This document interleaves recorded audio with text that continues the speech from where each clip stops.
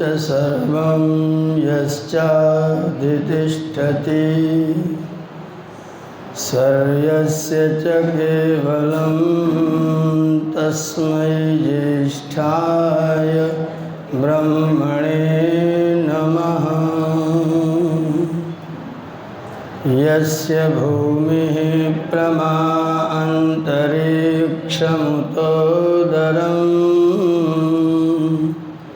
दिवं यश्चक्रे मूर्धानं तस्मै ज्येष्ठाय ब्रह्मणे नमः। यस्य कारुण्यलेशेन सर्वं सर्वत्र सिद्ध्यति संकल्पितं हृदाभीष्टं तं वन्दे जगदीश्वरं तं वन्दे परमेश्वरम्।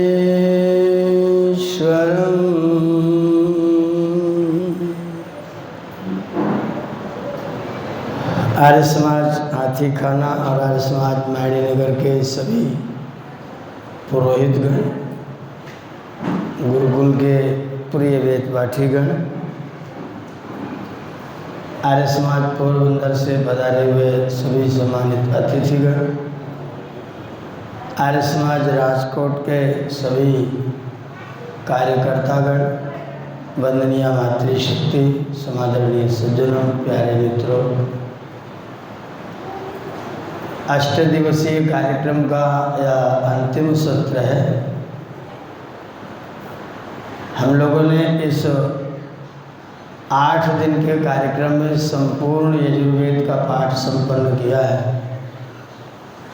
और यजुर्वेद के मंत्रों से अपनी आहुतियाँ प्रदान की हैं। आर्य समाज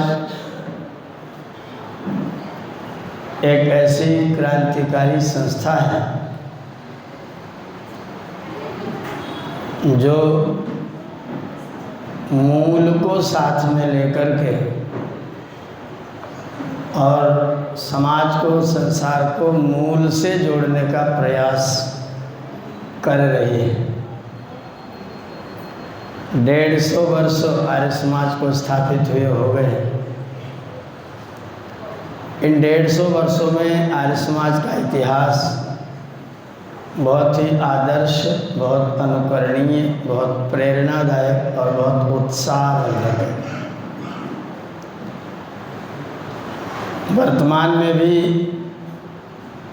अगर सच्चाई को लेकर के, सत्य को लेकर के, सदाचार को लेकर के कोई संस्था अपना झंडा उठा करके चल रही है, उस संस्था का नाम आर्य समाज है। महर्षि दयानंद सरस्वती ने आर्य समाज की पहली स्थापना इसी राजकोट नगर में की थी। जो पहली समाज गठित हुई थी उसमें सरकारी कर्मचारी ज़्यादा थे। जब अंग्रेज सरकार को पता चला कि ये लोग स्वामी दयानंद की बात मानते हैं और उनके अनुसार एक संस्था बना रहे हैं, तो उन लोगों ने उनसे कहा कि या तो आर्य समाज या तो नौकरी, दोनों में से एक चीज़ चयन कर लो। उन लोगों ने नौकरी को चयन कर लिया और राजकोट का आर्य समाज उस समय बंद हो गया।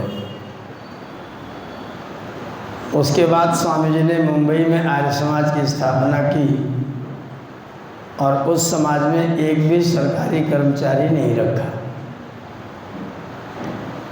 वहाँ से आर्य समाज की स्थापना हुई और हम लोग अब ये जानते हैं कि आर्य समाज की स्थापना मुंबई में हुई थी, लेकिन वास्तव में आर्य समाज की पहली स्थापना इसी नगर में हुई थी, राजकोट नगर में हुई थी। मुंबई से पहले हुई थी।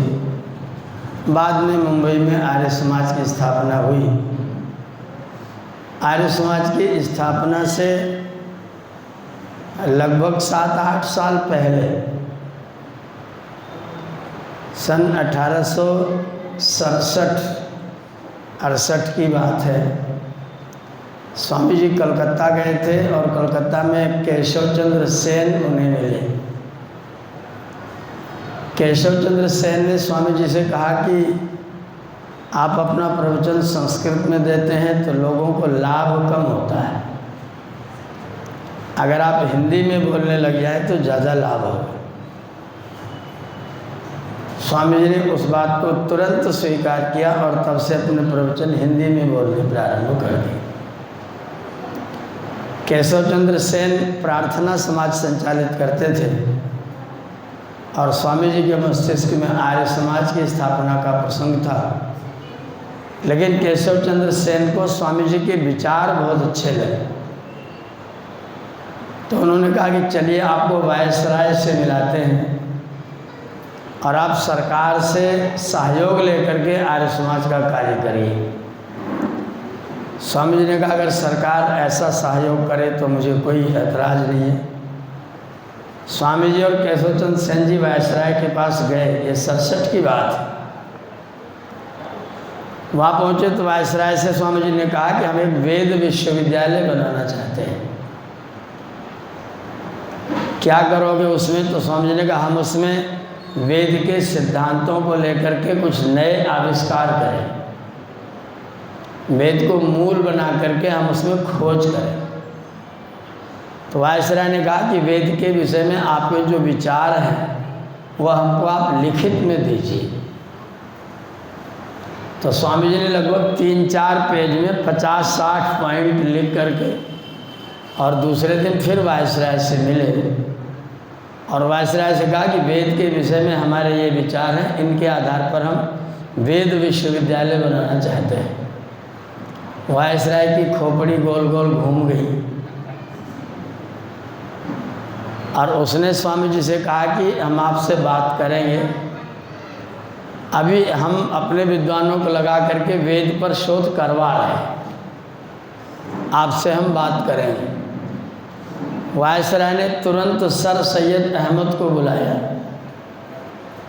और अहमद से बोले कि अगर दयानंद का वेद विश्वविद्यालय स्थापित हो गया और दयानंद जैसा चाहते हैं वैसा अगर भारत के लोगों ने मान लिया तो तुम इस देश में नहीं रहोगे। अगर तुम इस देश में रहना चाहते हो तो अपनी शिक्षा का प्रचार प्रसार करो, पैसा हम देंगे और तुम विश्वविद्यालय बनाओ। तो जो पैसा स्वामी जी को दिया जाना था वेद विश्वविद्यालय के लिए, वो पैसा अलीगढ़ मुस्लिम विश्वविद्यालय खोलने के लिए सर सैयद अहमद को दिया गया। सर सैयद अहमद स्वामी जी से भी अच्छे परिचित थे, दोनों अच्छी तरह एक दूसरे को जानते थे। अहमद ने अलीगढ़ मुस्लिम यूनिवर्सिटी में नाम रखा AMU, अलीगढ़ मुस्लिम विश्वविद्यालय। उसी का स्नातक था पाकिस्तान का पहला प्रधानमंत्री और उसी का स्नातक था भारत का बंटवारा करवाने वाला जिन्ना।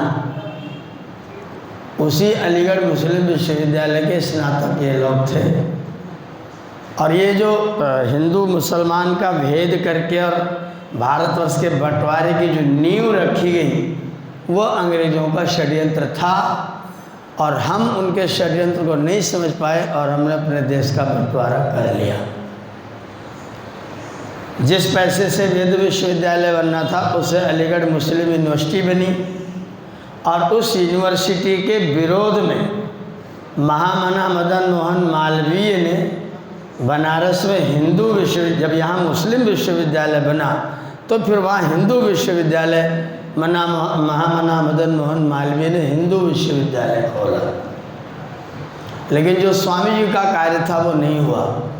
और मैं ये बात आज आपसे इसलिए कह रहा हूँ क्योंकि आज भी हमने स्वामी जी के सपनों का वेद विश्वविद्यालय नहीं बना पाया है। हमारे विश्वविद्यालय हैं, महर्षि के नाम से आज 2 विश्वविद्यालय हैं, महर्षि दयानंद सरस्वती यूनिवर्सिटी अजमेर, महर्षि दयानंद सरस्वती यूनिवर्सिटी रोहतक हरियाणा, जिसका मैं खुद स्नातक हूँ। रोहतक विश्वविद्यालय से मेरा आचार्य एमएसएफ डिग्री हुई, महर्षि दयानंद विश्वविद्यालय से हुई। 2 विश्वविद्यालय महर्षि जी के नाम से हैं, लेकिन वो महर्षि जी के सपनों के वेद के विश्वविद्यालय नहीं हो, खाली विश्वविद्यालय है। महर्षि के वेद का विश्वविद्यालय आज भी हम लोग नहीं बना पाए हैं, 150 वर्षों में भी हम लोग नहीं बना पाए हैं,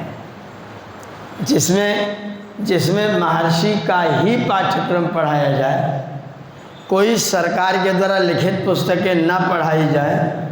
जो स्वामी जी ने सत्यार्थ प्रकाश में पूरा पाठ्यक्रम बना के दिया है, उस पाठ्यक्रम से पढ़ाई हो और उस विश्वविद्यालय से हमारे ब्रह्मचारियों को, विद्यार्थियों को डिग्री मिले, वो वेद विश्वविद्यालय आज भी हम लोग नहीं बना पाए। मैं वो स्वप्न देखता रहता हूँ कि कब वो विश्वविद्यालय हम लोग महर्षि के सपनों वाला विश्वविद्यालय बना सकेंगे। भारतीय शिक्षा बोर्ड बन रहा है, CBSE में गुरुकुलों के नाम पर CBSE बोर्ड करके लोग पढ़ाई करवा के खूब गुरुकुल चिल्ला करके और अच्छा खासा धन, अच्छा खासा कमा रहे हैं। लेकिन जो वेद विश्वविद्यालय बनाने का जो स्वप्न था, जो हमारी सभाओं को करना चाहिए, मैंने वाचोनिधि जी से भी कहा, स्वामी RBS जी 22 तारीख को चंडीगढ़ में मेरे साथ में थे हम लोग, वहाँ भी मैंने कहा स्वामी जी इस पर एक पूरे देश के लोग इतने आर्य आज की तारीख में हैं, इतने आर्य आज की तारीख में हैं कि अगर वो हजार रुपए के सदस्य बन जाएं तो महर्षि के सपनों का वेद विश्वविद्यालय खड़ा किया जा सकता है। केवल सोच की बात है, केवल चिंतन की बात है, केवल विचार की बात है। हम लोग गुरुकुल चलाते हैं, हमें बोर्ड की अधीनता स्वीकार करनी पड़ती है, खूब प्रयास करते हैं कुछ कोशिश करके, लेकिन परीक्षा व्यवस्था जो सरकार की है उसके अधीन हमको रहना पड़ता है। महर्षि ने इस वाली परीक्षा व्यवस्था की किसी शिक्षा की कल्पना नहीं की थी। महर्षि के विश्वविद्यालय में तो हर विभाग में शोध का आधार केवल वेद होता। हर विभाग में, मेडिकल में खोज करना है, आधार वेद होगा। स्वास्थ्य पर खोज करना है, आधार वेद होगा। पशुपालन पर खोज करना है, आधार वेद होगा। विमान बनाने हैं, आधार वेद होगा। महर्षि जी का सपना वो विश्वविद्यालय बनाने का था, लेकिन वो नहीं बना। मैं वो स्वप्न देखता रहता हूँ कि विश्वविद्यालय बनना चाहिए।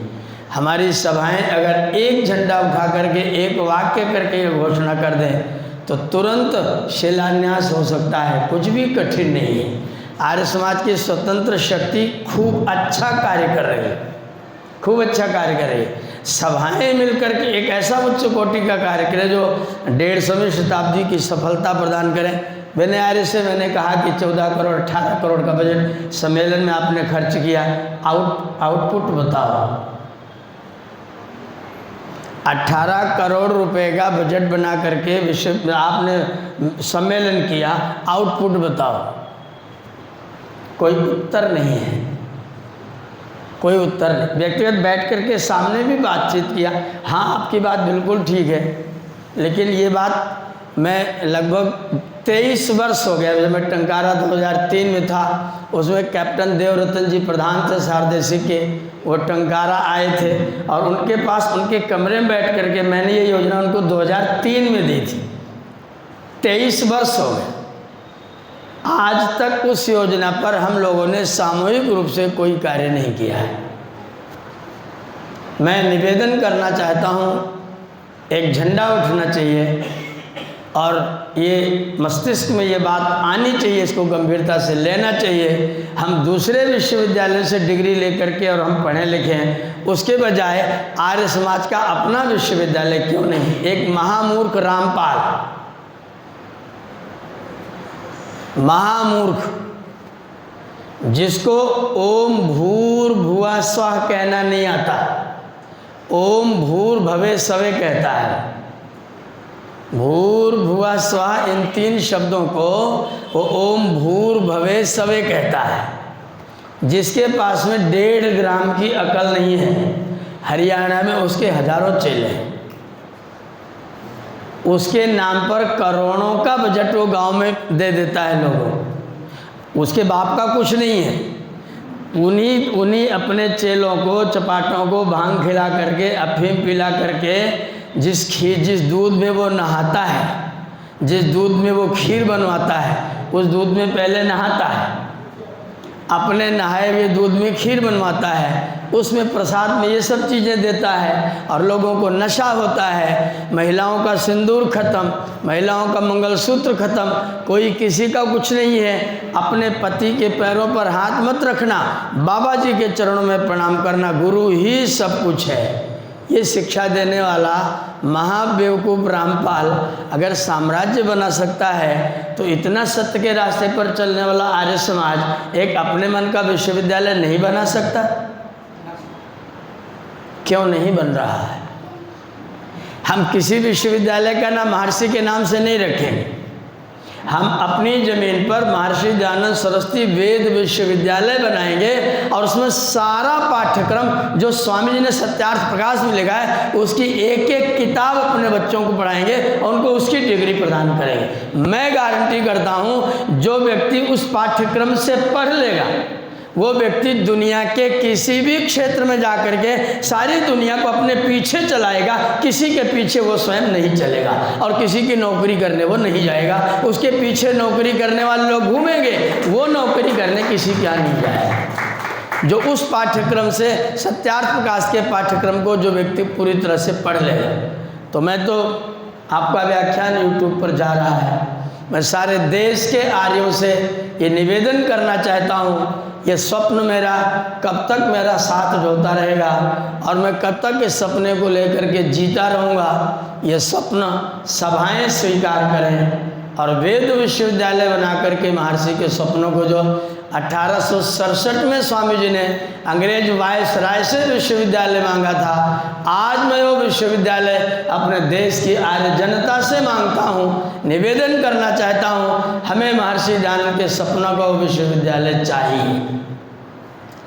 हम शक्ति खूब लगाते हैं, हमारा समय खूब लगता है, ऐसा नहीं कि हम समय नहीं लगा रहे हैं, और ऐसा भी नहीं कि हम धन खर्च नहीं कर रहे हैं, और ऐसा भी नहीं कि हमारे पास प्रॉपर्टी की कमी है। अगर सारी दुनिया भर की संस्थाओं की प्रॉपर्टियों पर आप विचार करें, तो आर्य समाज के पास प्राइम लोकेशन पर प्रॉपर्टी है। क्योंकि हम 150 साल से, जब देश गुलाम था उस समय हम लोगों ने हर शहर के केंद्र में प्राइम लोकेशन पर बढ़िया ज़मीनें रखी हुई हैं, लेकिन उन ज़मीनों का उपयोग उस तरह से नहीं हो पा रहा जिस तरह से होना चाहिए। जो स्वप्न देखा जाना चाहिए, जो स्वप्न सार्थक किया जाना चाहिए, उस तरीके से वो चीज़ नहीं हो पा रही है। इस पर हमारी सभाओं को, प्रतिनिधि सभाओं को भी, और देश की सभा को भी, परोपकारिणी को भी, जिसको स्वामी जी ने अपना उत्तराधिकारी बनाया था, इन सब लोगों को मिलकर के कम से कम भारतवर्ष में 150 वर्ष पूरे होने पर एक सौगात विश्वविद्यालय की अवश्य मेरे देश को देनी चाहिए, जिसमें वेद पर शोध हो, वेद का अध्ययन हो, और स्वामी जी के सत्यार्थ प्रकाश में दिया गया पूरा पाठ्यक्रम वहाँ विद्यार्थियों पर पूरी तरह से लागू हो। किसी सरकार से कोई मान्यता की आवश्यकता नहीं है, किसी सरकार से किसी पाठ्यक्रम बनवाने की ज़रूरत नहीं है। स्वामी जी ने हमको पाठ्यक्रम दिया है, उस पाठ्यक्रम से मैंने पढ़ा है, उस पाठ्यक्रम को हम लोगों ने गुरुकुल में पढ़ा है, कुछ गुरुकुल में रह के पढ़ा है, कुछ स्वाध्याय से पढ़ा है, और कुछ अब पढ़ाते पढ़ाते पढ़ा है। उस पाठ्यक्रम से पढ़ने वाले विद्यार्थी को कोई ऐसा क्षेत्र, वो आयुर्वेद का भी जानकार होगा। स्वामी जी ने टाइम, इतने वर्ष में व्याकरण, इतने में दर्शन, इतने में गीता रामायण, इतने में इतिहास भूगोल, इतने में गणित विज्ञान, इतने में ज्यामिति, इतने में रेखा गणित, पूरा टाइम दे करके 25 वर्ष का पाठ्यक्रम स्वामी जी ने दिया है। और जो व्यक्ति उस पाठ्यक्रम को पढ़ करके निकलेगा, वो एक मुखी नहीं होगा, वो बहुमुखी होगा, और दुनिया के जिस किसी क्षेत्र में जाएगा लोगों को पीछे तो चलाएगा, लेकिन किसी के भी पीछे वो व्यक्ति नहीं चलेगा। हमने वो पाठ्यक्रम अभी तक लागू नहीं किया, वो विश्वविद्यालय अभी तक नहीं बनाया। मैं चाहता हूँ वो विश्वविद्यालय बने। मैं परमात्मा से प्रार्थना करता हूँ हमारे लोगों में वो चेतना जगे, और बहुत बड़े खर्चे की बात नहीं होती है, बहुत बड़े खर्चे की बात नहीं होती है। विश्वविद्यालय लोग अपने व्यक्तिगत बना डालते हैं। हमारे यहाँ पूर्वांचल के एक नेता ने अपना विश्वविद्यालय खड़ा कर दिया है, एक व्यक्ति को जिसको ओलंपिक में से निकाला गया, जब सभा का प्रधान बना हुआ था, उसका अपना विश्वविद्यालय, राजा दिनेश सिंह का अपना विश्वविद्यालय, अमेठी महाराज का अपना विश्वविद्यालय, आर्य समाज पूरा विश्व आर्य समाज का एक भी विश्वविद्यालय नहीं। अच्छी बात नहीं है। हमारे पास हमारा विश्वविद्यालय होना चाहिए। महर्षि जी ने जब आर्य समाज की स्थापना की तो उसके 28 नियम बनाए, 28 नियम। और जब कांग्रेस ने अपनी स्थापना की सन 1885 में 10 साल बाद, तो उसने भी 28 नियम बनाए। आर्य समाज की स्थापना के 28 नियम बने और कांग्रेस की स्थापना के भी 28 नियम बने। 28 नियमों में से 21वें नंबर का नियम कांग्रेस का ये है कि कोई भी भारतीय तरीके से पढ़ा हुआ व्यक्ति कांग्रेस का सदस्य नहीं हो सकता है। भारतीय परंपरा से पढ़ा हुआ कोई व्यक्ति कांग्रेस का सदस्य नहीं हो सकता है। कांग्रेस की स्थापना का जो बायलॉज है उसमें नियम आज भी लिखा हुआ है। भारतीय परंपरा से पढ़ा व्यक्ति कांग्रेस का सदस्य नहीं हो सकता। इसका अर्थ आप क्या जानते हैं? इसका अर्थ है कि कांग्रेस को देश की परंपरा से कुछ भी लेना देना, हमें भारतीय परंपरा का व्यक्ति नहीं चाहिए। स्वामी श्रद्धानंद जी कांग्रेस के सदस्य बने, आधार क्या था? बैरिस्टर की शिक्षा। जब वो सन्यासी हो गए तो कांग्रेस को छोड़ देना पड़ा। कांग्रेस का व्यक्ति सदस्य बन नहीं सकता जो भारतीय परंपरा से पढ़ा है। अब आप चिंतन, भारतीय परंपरा की पढ़ाई को लोग कितना डरते हैं, और ये कितनी विचित्र है कि अगर इस पढ़ाई से पढ़ा हुआ व्यक्ति होगा तो कभी भी गुलामी को स्वीकार, किसी की गुलामी वो व्यक्ति नहीं कर सकता जो भारतीय परंपरा से पढ़ा हुआ व्यक्ति है। गुरु गोविंद सिंह ने जब सिख धर्म की स्थापना की तो उन्होंने जब पंच प्यारे ढूंढे, बड़ी भारी सभा में मंच पर तलवार लेके खड़े थे, बताओ अपनी गर्दन कटाने को कौन तैयार है? तो सबसे आगे जो व्यक्ति खड़ा हुआ था वो दलित था। उसने कहा मैं अपनी गर्दन देने को तैयार है। जब पांचों को छांट लिया गुरु गोविंद सिंह ने और लेकर के जब उनको बाहर आए तो लोगों ने ताली बजाई, ये तो कोई मरा ही नहीं, तो सब जिंदा है।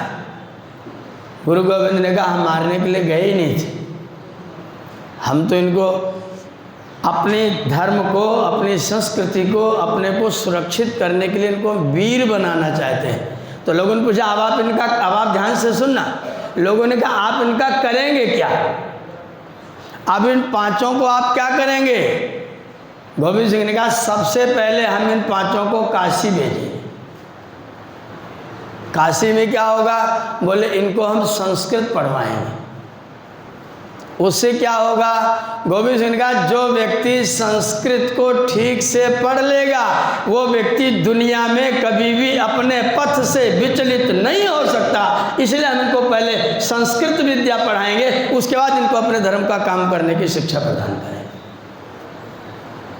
ये आपके पास इतिहास में उदाहरण है जिनसे पता चलता है हमारी इस शिक्षा का कितना बड़ा महत्व है। पूरा हिंदू समाज आर्य समाज को देख करके एकदम बिलबिला जाता है।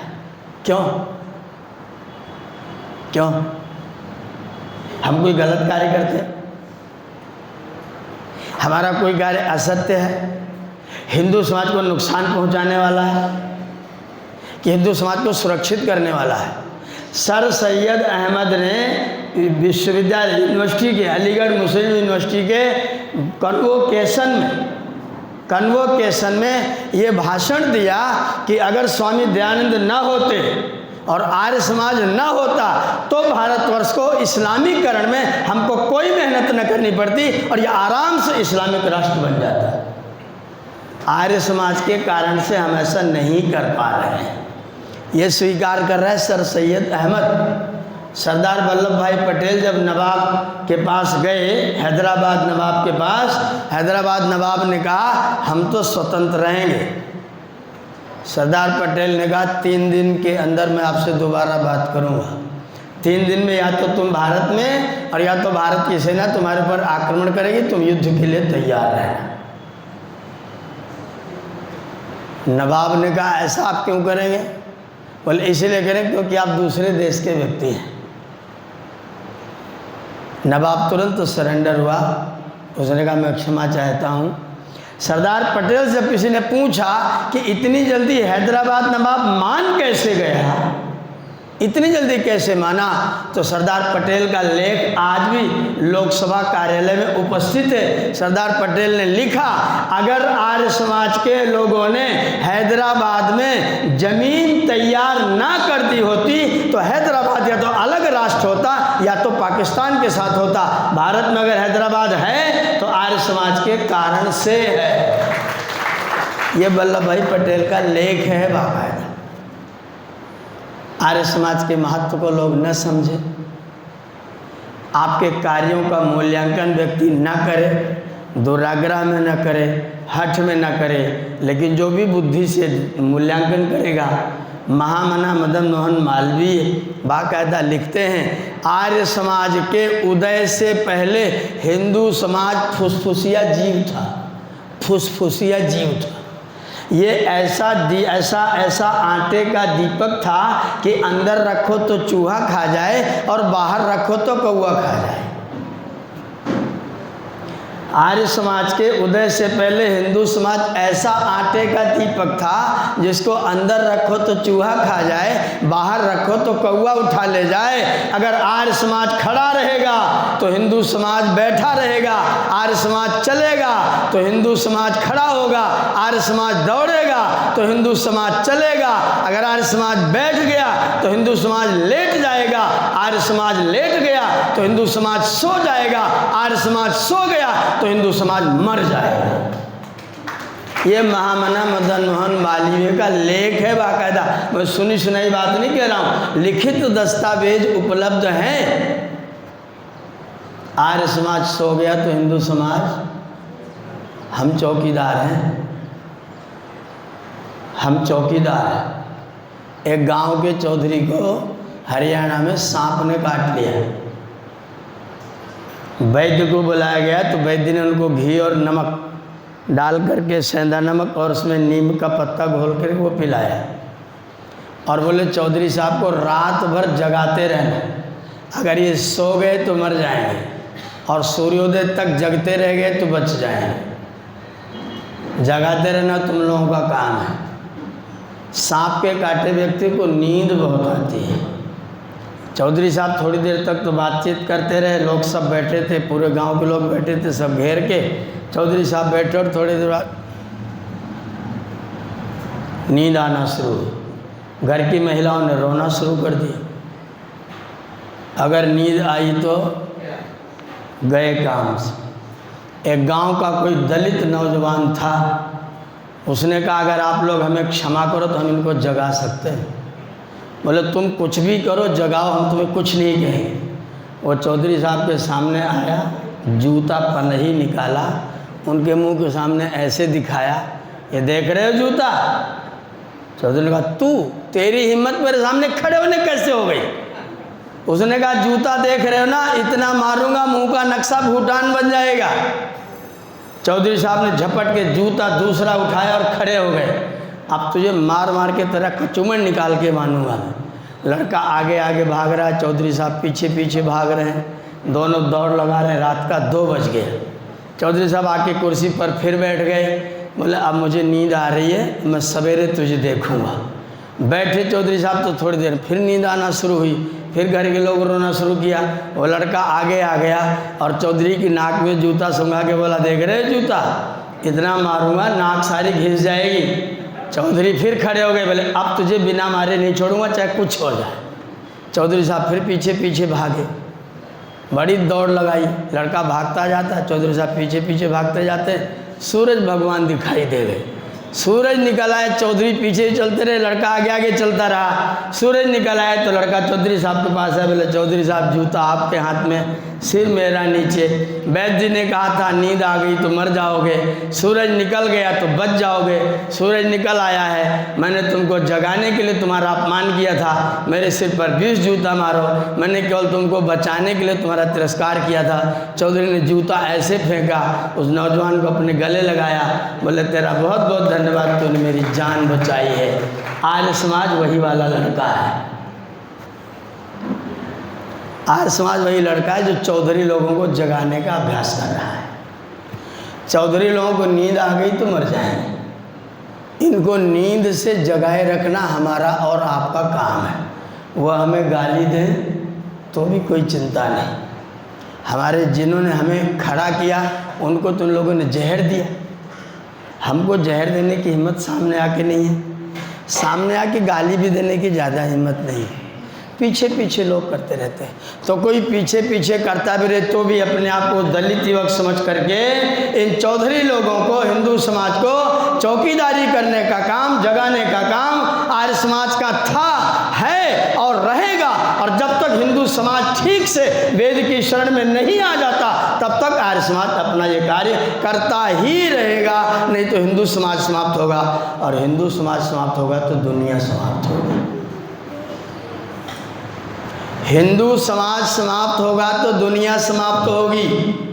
आज आपके दुश्मन हैं चारों तरफ से। इस्लाम की दुश्मनी किससे है? सनातन से। ईसाईयत की दुश्मनी किससे है? सनातन से। कम्युनिस्ट की दुश्मनी किससे है? सनातन से। सबकी दुश्मनी किससे है? और आप हैं तब तक वो आपसे लड़ रहे हैं, जब आप नहीं रहेंगे तब वो किससे लड़ेंगे? वो चुप हो जाएंगे क्या? अगर हिंदू ना रहे तो लड़ना बंद कर देंगे? लड़ेंगे। फिर वो दो आपस में लड़ेंगे, फिर वो दो जाहिल आपस में लड़ेंगे। ईसाईयत और इस्लाम आपस में लड़ेगा, और ईसाईयत और इस्लाम आपस में लड़ेगा तो उनके पास में 8500 एटम बम हैं। कितने? एक एटम बम 100 साल तक अपंग बच्चे पैदा करने का प्रभाव करता है। 100 साल तक। 1938 में नागासाकी में अमेरिका ने एटम बम छोड़ा था। आज भी वहाँ के बच्चे विकलांग पैदा हो रहे हैं उस बम के प्रभाव के कारण से। वो तो 2 बम थे, खाली 2 बम, और अभी कितने हैं? और वो सब के सब पागलों के पास में, सारे बम पागलों के पास में हैं। और इन पागलों को सभ्यता से, संस्कृति से कोई लेना देना है? मानवता से कोई लेना देना है? उन पागलों को केवल अपनी सत्ता से लेना देना है। सत्ता के लिए कुछ भी कर सकते हैं। अगर उनको लगे कि मेरी सत्ता जाएगी तो फिर वो 8500 जो औजार रखे हैं उनको बंद रहने नहीं देंगे। अगर वो चल गए तो दुनिया रहेगी, दुनिया बची रहे भले, लेकिन मानव आबादी तो कदापि नहीं बच सकती। जब तक आप हैं तभी तक ये दुनिया है। अब आपका बचे रहना कितना जरूरी है, आपका सुरक्षित रहना कितना जरूरी है, आपका बचे रहना, आपका जिंदा रहना, आपका चलते रहना, आपका जागरूक रहना कितना आवश्यक है, आप दुनिया भर के रिश्तों को देख करके समझ सकते हैं। 4000 लड़कों ने गैंग बनाया, 4000 लड़कों ने गैंग बनाया, उसका नाम रखा तालिबान। तालिबान माने विद्यार्थियों का समूह, तालीम माने शिक्षा, और जो तालीम ग्रहण करे वो तालिबान। तो विद्यार्थियों ने 4000 लोगों ने एक गैंग बनाया और अफगानिस्तान पर कब्जा कर रहे। मान्यता पूरे विश्व ने दे दी कि नहीं दे दी? बांग्लादेश की चुनी हुई प्रधानमंत्री को 10-5 हज़ार मूर्ख लोगों ने हटा करके भगा दिया, बांग्लादेश पर कब्जा कर लिया। सारी दुनिया ने कोई विरोध किया? वियतनाम के राष्ट्रपति को बेडरूम में से पति पत्नी दोनों को अमेरिका उठा ले गया। दुनिया के लोग बोले आपके ऊपर ऐसा नहीं होगा, कोई गारंटी दे सकता है? नहीं होगा, ऐसी गारंटी दे सकते? और हो जाए तो दुनिया के लोग आपके विरोध में खड़े होंगे? आपकी सहायता करने आएंगे तो आपकी सहायता कौन करेगा? हम आप ऐसा नहीं सोचते हमारी सहायता कौन करेगा? योगी अरविंद जैसा व्यक्ति, योगी अरविंद ने कहा कि हिंदू समाज अपने अस्तित्व की लड़ाई लड़ रहा है। इसके पास में 4 रास्ते हैं। पहला रास्ता इस्लाम की शरण में चला जाए, इस्लाम से दोस्ती करें तो इस्लाम के लोग इसकी सुरक्षा करेंगे। आपको स्वीकार है? मैं सारे देश के लोगों से पूछ रहा हूँ, जाके लोग मना कर नहीं, इस स्वीकार नहीं।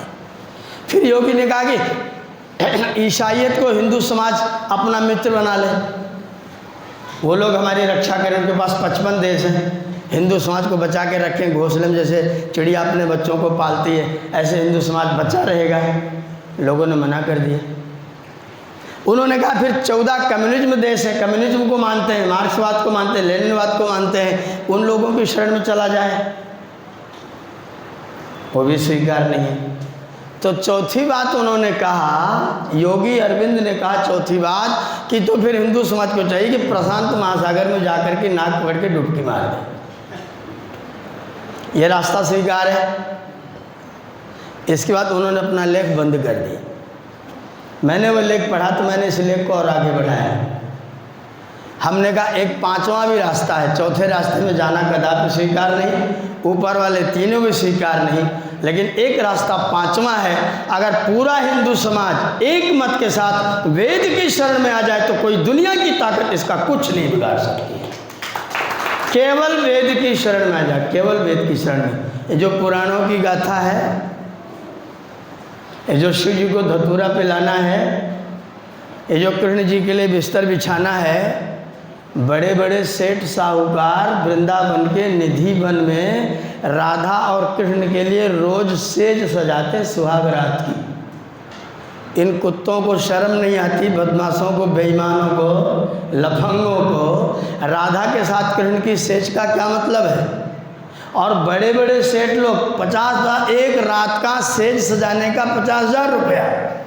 उस निधि वन में कोई व्यक्ति रात को जा नहीं सकता, कोई पत्रकार घुस नहीं सकता, कोई सरकार जा नहीं सकती। उसमें रोज सेज सजती है, रोज सवेरे फिर वो फूल फेंके जाते हैं, अगले दिन फिर सेज सजती है। आज भी ये तमाशा चल रहा है राधा और कृष्ण के साथ, राधा रुक्मिणी के साथ नहीं, राधा और कृष्ण के साथ में चल रहा है। अगर ये सब समाज वेद की शरण में आ जाए तो ये जो हमारे धन खर्च हो रहे हैं, ये जो चढ़ावे चढ़ रहे हैं, ये जो लूट मच रही है, ये लूट होगी। वेद की शरण में आ जाएं तो जैसे एक इजराइल 15 देशों के बीच में आराम से खड़ा, उसका कोई कुछ नहीं बिगाड़ सकता, ऐसी सनातन समाज वेद के शरण में रह करके ऐसे ही सुरक्षित हो जाएगा, इसका कोई कुछ नहीं बिगाड़ सकेगा। हमें सेक्युलरिज्म का पाठ पढ़ाया गया, तुम तो धर्मनिरपेक्ष हो, तुम्हारे संविधान में धर्मनिरपेक्ष लिखा है, जो धर्म की अपेक्षा ना करे वो कौन है? यदि मत निरपेक्ष करते तो भी थोड़ा हम लोग सोचते, सीधा सीधा धर्मनिरपेक्ष। जो धर्मनिरपेक्ष मनुष्य हो सकता है? धर्मनिरपेक्ष व्यक्ति मनुष्य हो सकता है? मनुष्य है तो धर्म से निरपेक्ष हो सकता है? या तो मनुष्य नहीं या तो धर्मनिरपेक्ष नहीं। धर्मनिरपेक्ष मनुष्य, अगर मनुष्य है तो फिर वो मनुष्य नहीं है, गधा होगा, आदमी होगा। आदमी, एक सज्जन बोले आदमी तो हम ही लोग हैं। उनका हम लोग आदमी नहीं हैं, हमारी पहले पुरखे का नाम है मनु, इसलिए हम हैं मनुष्य और मानव। जिनके आदि पुरखा आदम होंगे वो होंगे आदमी। हम आदमी नहीं हैं, हम मनुष्य हैं। मुसलमानों का पहले पुरखे का नाम क्या है? आदम। तो आदम का लड़का आदमी होगा ना, मनु का लड़का आदमी कैसे बनेगा? मनु का लड़का तो मानव बनेगा। आपके घर में चोरी हो गई, आप पहुंचे थाने में FIR लिखवाने के लिए, दरोगा जी ने पूछा कभी किसी से कितने मनुष्य आए थे?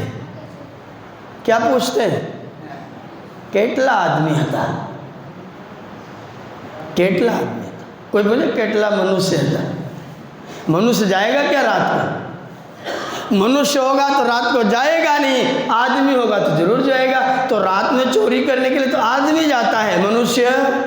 हम आदमी हैं कि मनुष्य हैं? शब्द छोड़ दीजिए, आदमी और औरत शब्द सीधी सीधी गाली है।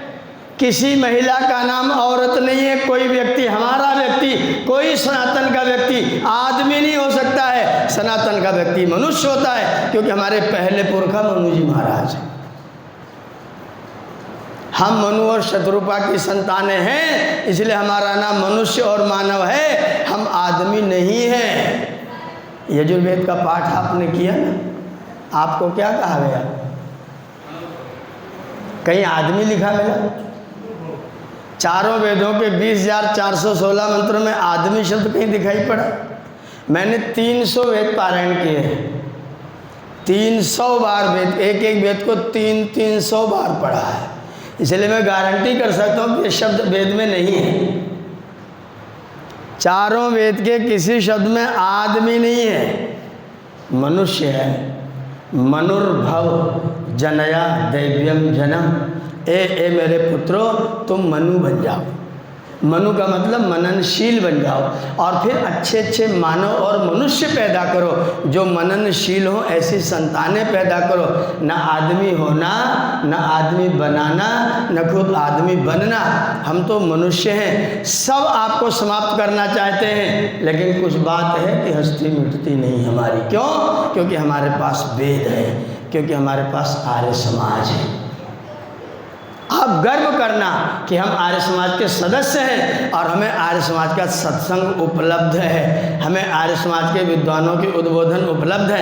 अब तो यूट्यूब पर, फेसबुक पर, सब जगह आर्य समाज का तमाम प्रवचन, योग दर्शन की कक्षाएं, सारा योग दर्शन। आज लगभग 1.5 साल हो गया योग दर्शन पढ़ाते हुए। 1000 घंटे की क्लास तो मेरी ही है, सुरक्षित योग दर्शन की। इतना सारा पूरा भरा पड़ा हुआ है, जिसमें आपको सत्य यथार्थ की जानकारी उपलब्ध है। हमें तैयारी करना है कि हम अपने आप को कमज़ोर नहीं करेंगे, निर्बल नहीं करेंगे, विकल्प नहीं रखेंगे, संकल्पवान बन करके अपने कार्यों को संपन्न करेंगे। आपके पास में वेद है। ऑक्सफोर्ड विश्वविद्यालय से एक अंग्रेजी की डिक्शनरी प्रकाशित हुई, उसका जो संपादक था उसका नाम था सर मैकाले, वेलिंगटन मैकाले ने उसका संपादन किया। उसमें हिंदू शब्द का प्रयोग किया उसने, और हिंदू शब्द जहाँ लिखा वहाँ पर टिप्पणी कर, नीचे से टिप्पणी लिखा, जिसके पास वेद है। ध्यान देना, मैकाले की टिप्पणी है, जिसके पास वेद है, जिसके पास राम है, जिसके पास कृष्ण है, जिसके पास गौतम, कपिल, कणाद, पाणिनि, पतंजलि हैं, वो जाति गुलाम हुई कैसे? प्रश्नवाचक चिन्ह। उत्तर क्या है? क्योंकि हमने अपने ऋषियों की परंपरा को, हमारे पास ही नहीं। हम राम को मानते हैं, राम की। कृष्ण को मानते हैं, कृष्ण की। राम को मानते हैं, लेकिन राम की नहीं मानते। राम ने जो किया वो, राम ने तजा था राज पिता के वचन काज। राम ने तजा था राज पिता के वचन काज। हम तात मात बात धूल में मिलाते हैं। राम ने किया था युद्ध सती सीता के निमित्त। हम लाल ललना लुटेरों से लुटाते हैं। राम ने निषादों और भीड़ों को लगाया गले। हम कहे पतित पगों से ठुकराते हैं। एक भी तो काम गुणधाम श्री राम से कैसे बतलाओ राम भक्त कहलाते हैं। हम कहाँ के राम भक्त हैं? एक भी काम श्री राम का हमने स्वीकार नहीं किया, हम कैसे राम भक्त हैं? हमने एक भी बात, पूरा आश्चर्य होता है, महान आश्चर्य होता है, पूरे देश में भागवत की कथा चल रही, और किसी पंडित से पूछो तो भागवत कथा में क्या है? भगवान श्री कृष्ण का चरित्र सुनाया जा रहा है। कृष्ण के, आप इतने लोग बैठे हो, कृष्ण के चरित्र का सबसे मुख्य काम आपको क्या नजर आता है? भगवान कृष्ण का सबसे मुख्य काम, जिसके कारण कृष्ण अमर है, वो एक काम का नाम बताओ, क्या है? गीता का उपदेश करना। 7 दिन की भागवत कथा में किसी ने गीता शब्द की चर्चा सुनी है? कमाल हो गया।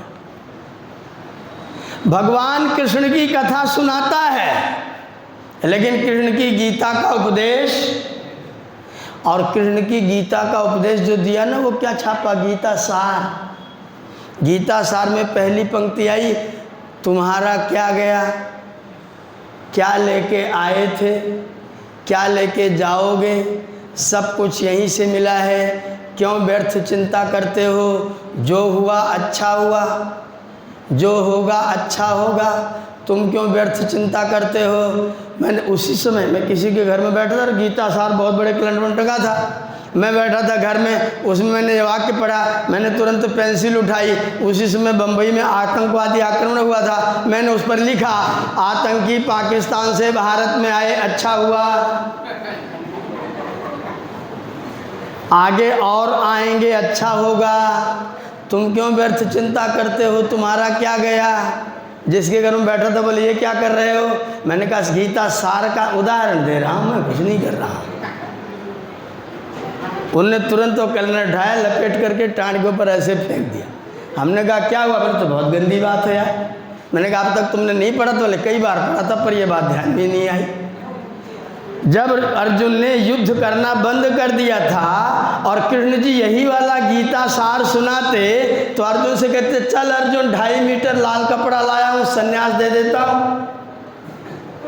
तेरी द्रौपदी का अपमान हुआ, क्या बिगड़ा, तेरा राज्य गया अच्छा हुआ, आगे दुर्योधन सब कुछ कब्जा कर लेगा अच्छा होगा, क्यों व्यर्थ चिंता करता है, काहे को रक्तपात करता है, चल मेरे साथ। कृष्ण ने यही कहा था। क्या कहा था? हतो वा प्राप्स्यसि स्वर्गम जित्वा वा मोक्षोक्ष से महिम। मर गया तो स्वर्ग जाएगा, जी गया तो धरती का राजा बनेगा, युद्ध कर। और आप क्या गीता सार पढ़ा रहे हैं? आप जो हुआ, हम बीमार हुए अच्छा हुआ, मेरा लड़का ख़त्म हो गया, बोल दो अच्छा हुआ। गीता का सार पढ़ा दो मुझे, मुंह नोच लेगा आदमी। मेरा लड़का ख़त्म हुआ, तुम कह दो अच्छा हुआ, बचोगे कैसे? गीता का सार है। 7 दिन की भागवत कथा में 25 लाख रुपए का बजट, और उपदेश क्या है? कृष्ण जी नाचते थे, कृष्ण जी खाते थे। मैं सोमनाथ जा रहा था तो रास्ते में सुदामा जी की कुटिया पड़ती है, वहाँ वो लोग चावल बटोरते रहते हैं। मेरे साथ 4-5 लोग और थे। मैं वहाँ गया तो पंडित जी बोले कि यहाँ पर कृष्ण भगवान ने सुदामा जी का चावल खाया था, यहाँ पर चावल चढ़ाया जाता है। मैं उनके पास बैठ गया, पंडित जी के पास। मैंने कहा पंडित जी, जो चावल कृष्ण भगवान ने सुदामा का खाया था, वो चावल आपके किस पीढ़ी के पुरखे ने कृष्ण जी को दिया था? बोले हमारे पुरखे क्यों देंगे? मैंने कहा नहीं देंगे तो वसूली तुम क्यों कर रहे हो? कृष्ण जी ने 3 मुट्ठी खाया, सुदामा को महल बना के दे दिया, कितना बदला चुकाओगे भैया? 3 मुट्ठी चावल का कितना वसूलोगे? बोला तुम्हारे समाजी तो नहीं। मैंने कहा वो तो 100% हूँ। बोले तो आप यहाँ जल्दी चले जाइए, हमसे और चावल आप लेते जाइए, लेकिन यहाँ से आप चले जाओ। कृष्ण जी ने खाया, सुदामा जी ने खिलाया, ये उल्लू अभी वसूल रहा है। जिस दिन हिंदू जाति वेद की शरण में आ जाएगी, उस दिन आपका कोई बाल बांका नहीं कर सकता है, क्योंकि वेद से सत्य सिद्धांत और कहीं वर्णित, वेद जैसा रक्षा कवच और कहीं वर्णित, वेद जैसा सरल जीवन और कहीं। सारी जगह बनावट है, लेकिन वेद के सिद्धांतों में कोई बनावट। आप जैसे बिल्कुल वैसे रहिए, जो मानव का स्वभाव है वैसे ही रहिए। झूठ बोलने की ज़रूरत, परमात्मा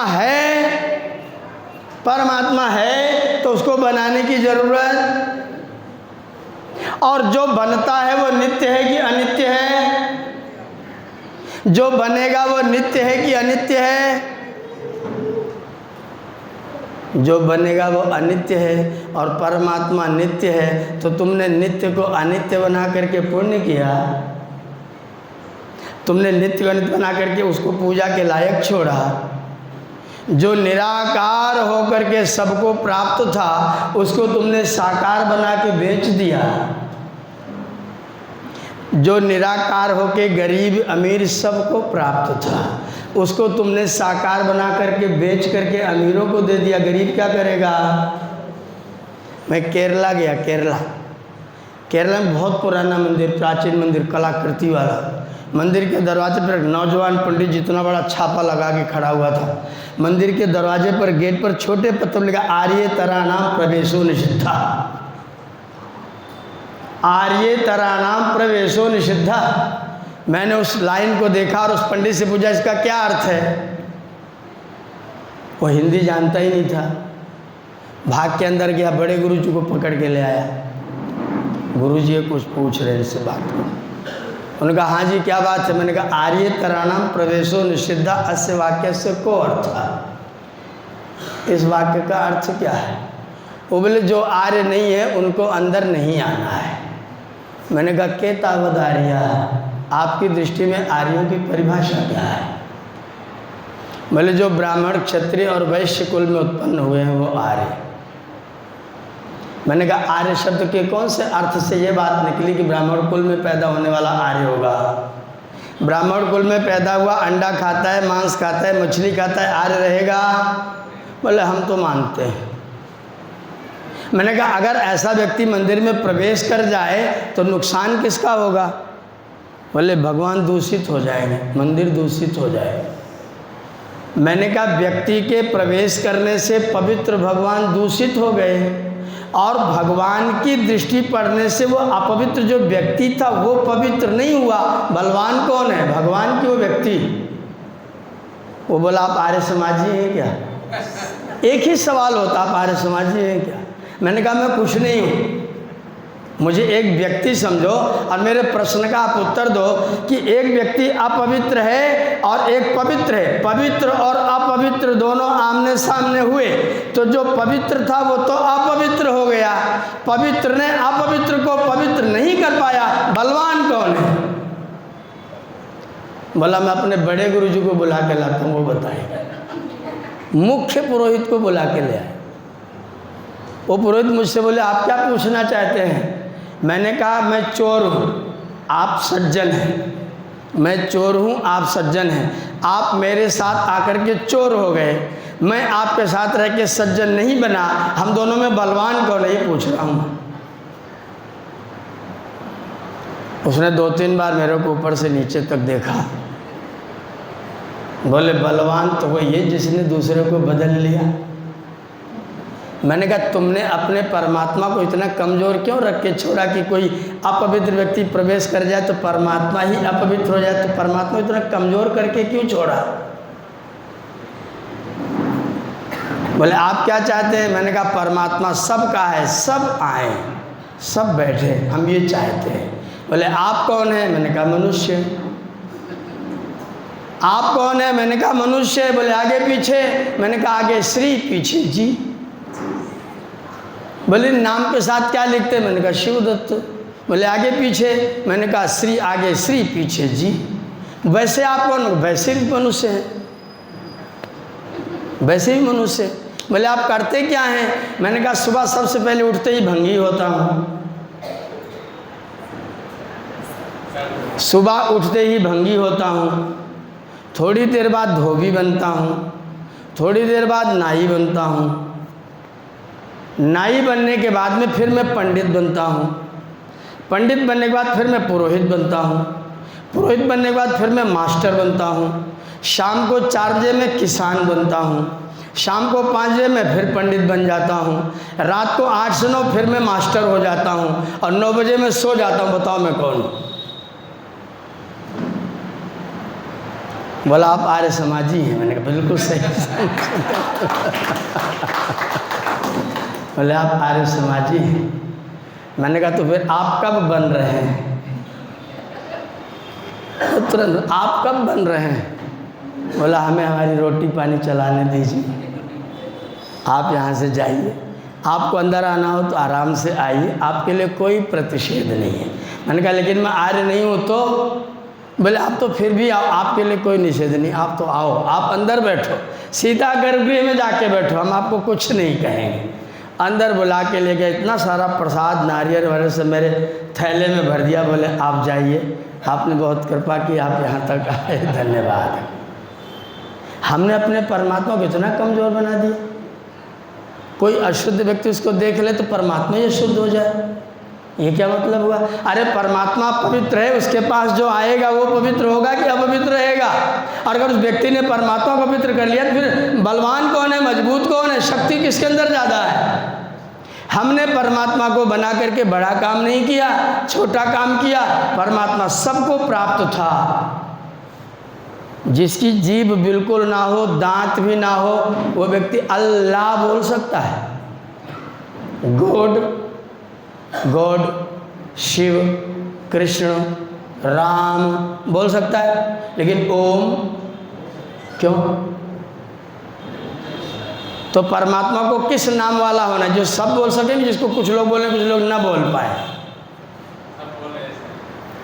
अगर आप अपने बिजली, पंखे सब कुछ बंद कर दो, सब कुछ बंद कर दो, और एकदम शांत होकर के अपने कानों को भी बंद कर दो, शांत होकर, तो आपके अंदर से क्या आवाज़ आएगी? शिव के, कृष्ण की, राम, आवाज़ क्या आएगी? परमात्मा ऐसा स्वाभाविक है जो सबको सर्वथा उपलब्ध है। उसको इतना सरल होना चाहिए कि वो सबको प्राप्त हो जाए, उसको प्राप्त करने में किसी को कोई कठिनाई ना हो। ऐसा नाम परमात्मा का होना चाहिए। इसलिए परमात्मा का नाम क्या है? कोई गूंगा बोले, जीभ की कोई ज़रूरत नहीं, दांत की कोई ज़रूरत नहीं, मुंह खोलो, ओम बोलो। जब परमात्मा सबको प्राप्त है तो आपने परमात्मा को देखने के लिए पैसा लगाना क्यों शुरू किया? आपने परमात्मा को बेचना क्यों शुरू किया? आपने परमात्मा का मूल्य लगा दिया। एक व्यक्ति मुझसे बोले आपको कितनी दक्षिणा दे दें? उनका जितनी हो तुम्हारे पास, जितनी हो दे दो। बोले नहीं कितनी, फिर भी बताइए। मैंने कहा आप बताओ 1 किलो जान का कितना मूल्य है? कोई बता दो, आप बता दो 1 किलो जान का कितना मूल्य है? जो मैं बांट रहा हूँ उसका कोई मूल्यांकन करेगा? तो फिर आप मुझे क्या दे देंगे? जो तुम्हारे पास हो दे दो, जो तुम्हारी श्रद्धा निष्ठा वो दे दो। किसी के देने से किसी का काम पूरा करने वाला कौन है? पूर्णम अदः पूर्णम इदम पूर्णात् पूर्णम उदच्यते पूर्णस्य पूर्णमादाय पूर्णम एव अवशिष्यते। परमात्मा ही पूरा है, इसलिए पूरा करने का काम किसका है? तो तुम क्या करोगे? और तुमने परमात्मा का मूल्य बता दिया, ये 20,000 वाला है, ये 10,000 वाला है, ये 5,000 वाला है। संगमरमर की ले लो तो 1,00,000 का है, और बड़ी ले लो तो 10 लाख का है। परमात्मा बड़ा या छोटा ऐसा मूल्य होता है क्या? तो तुमने परमात्मा का मूल्य क्यों बनाया? और बनाया तो तुमने परमात्मा की पूजा कराई कि हेठी कराई? तुमने उसको वस्तु बना दिया, सामान बना दिया। ईश्वर तुम्हारे अंदर बैठने वाली वो परम सत्ता है, तुमने उसको एक वस्तु बनाकर उसका मूल्य लगा दिया। और तुमको तो नहीं, हम तो बहुत बड़े पुजारी हैं।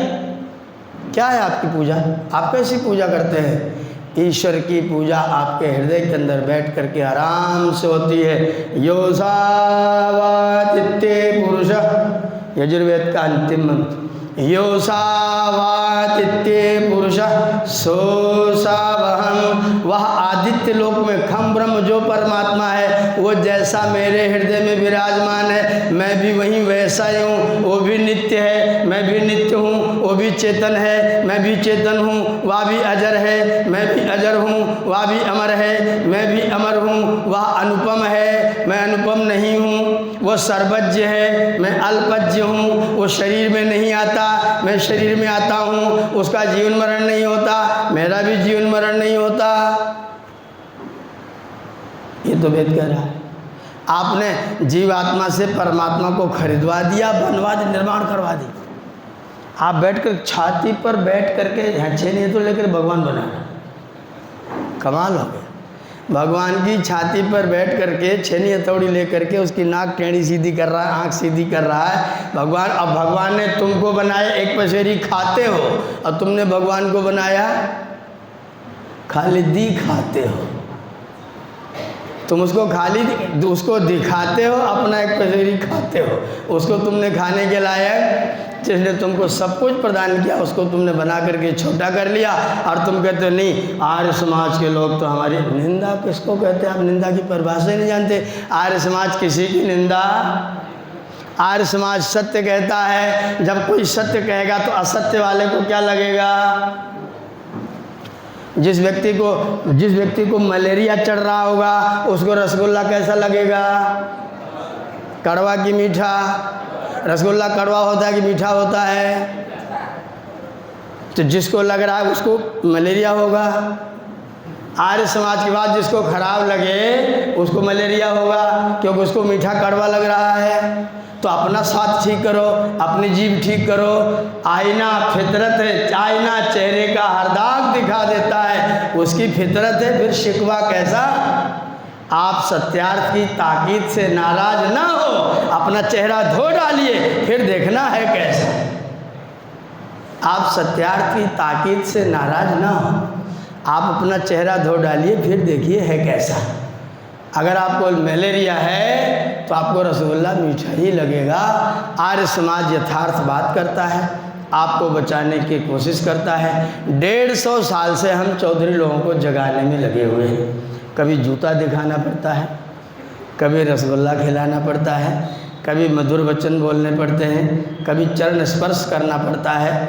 कोई गाली भी दे तो अपन को चिंता नहीं रहती है, कोई कुछ भी बर्ताव करे तो भी कोई ज़्यादा चिंता नहीं होती है। हमारा काम है लोगों को जगाए रखना, और वो आर्य समाज जब तक जिएगा, मैं जब तक जीऊँगा अपना मेरा ठेगा, जब तक मैं जीऊँगा इस काम को इसी प्रकार से करता रहूँगा। अपने हिंदू जनता को बचा करके रखना, अपने सनातन की सुरक्षा करना हमारा नैतिक उत्तरदायित्व है, क्योंकि हमको पता है आर्य समाज नहीं रहेगा तो सनातन नहीं रहेगा, सनातन नहीं रहेगा तो ये दुनिया में कोई मानव जाति नहीं रहेगी। जाहिलों के हाथ में हम दुनिया को यूं छोड़ नहीं सकते हैं, इसलिए दुनिया को बचाए रखने के लिए, दुनिया को जिलाए रखने के लिए हमको अपना बलिदान करते रहना पड़ेगा, अपना तप त्याग करते रहना पड़ेगा, अपनी कमाई दान करते रहना पड़ेगा। यह हमारा संकल्प होना चाहिए। ये संकल्प आप सब लोग स्वीकार करें, हमारा वेद हमारी वेदनाओं को दूर करें। 15वां व्याख्यान मैंने यहाँ आपके बीच में दिया है। आप लोगों ने बहुत श्रद्धा से निष्ठा से मेरी बातों को सुना है। कुछ लोगों ने आदरणीय बहन दुर्गा जी, बहन प्रियंका जी, श्रीमान अजय विजय बोरीचा जी, श्रीमान A.J. ठक्कर जी, श्रीमान अपने घनश्याम जी, अनिल रावल जी, श्रीमान नटवर लाल जी, आप लोगों ने गुरुकुल के लिए कुछ सहायता प्रदान की है।